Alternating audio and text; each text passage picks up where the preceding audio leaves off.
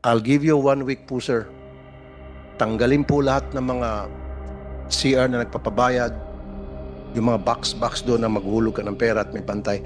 Pagtatanggalin nyo yan, dahil kapag nag-inspect po ako ulit, magpapadala ko ng sarili kong mga tao at nandiyan pa rin yung mga CR na nagpapabayad, tatamaan po kayo, sir. Of course, Your Honor, we have already stated our position sa PIPWAP, and they said that they will conform to our request na lahat ng CR wala na pong bayad. And in conformity with your instructions, we will conduct an inspection next week of all the major bus terminals, first in Metro Manila, then we will do that in the regional centers. Mr. Chair, we give you our assurance as in Thank you, fact, sir. we So have 1 week, already sir, ha? met them. 1 week. Of course, sir. Wala na We pong bayad sa lahat ng CR. will do Sa that. mga bus terminal. We will do that, sir.